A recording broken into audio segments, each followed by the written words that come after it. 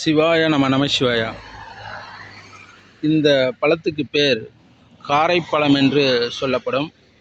இந்த காரைப்பழத்தோடைய மருத்துவ குணம் என்னவென்றால், தீராத தலைவலி, ஒற்றை தலைவலி என்று சொல்லப்படும்.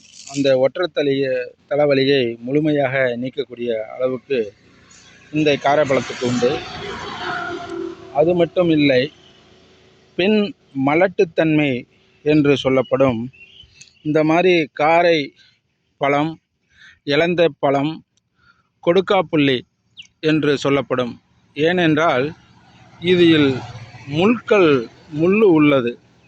இந்த முள்ளில் உள்ள பழங்கள் அற்றனையும் பெண் மலட்டை நீக்கி கர்ப்பப்பையை சுத்தப்படுத்தி கர்ப்பம் தெரிக்க வல்லமை படைத்த காரைப்பழம்.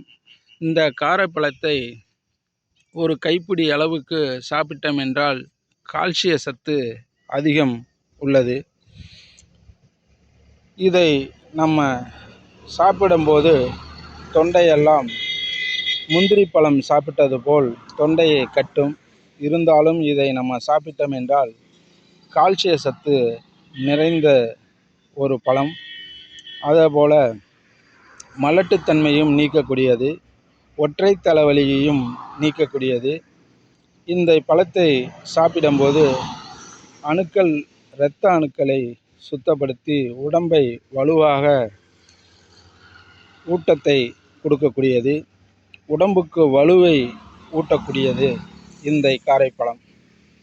இந்த காரைப்பழம் சாப்பிடும்போது உடலில் உள்ள கெட்ட நீர்களெல்லாம் வெளியேற்றி ஒரு சுத்தமாக உடலை உள்ள கழிவுகளெல்லாம் வெளியேற்றி உடம்பையும் உடலையும் வலுவூட்டக்கூடிய அளவுக்கு இந்த காரைப்பழத்தில் உள்ளது. இந்த காரைப்பழத்தை நம்ம எங்கே கிடைத்தாலும் இதை ஒரு கைப்பிடி அளவுக்கு சாப்பிட்டோம் என்றால் நம்மளுடைய உடம்புக்கு வலுவான ஒரு இயற்கையான ஒரு பழம்தான் இந்த காரைப்பழம். இதை அடியார்களும் இதை பறித்து பயப்படாமல் சாப்பிடலாம். இந்த காரைப்பழம் ஒரு இறைவனால் படைக்கப்பட்ட இயற்கையான ஒரு மூலிகை பழம், காரைப்பழம். சிவசிவா, திருச்சிற்றம்பலம். சிவாய நம சிவாய.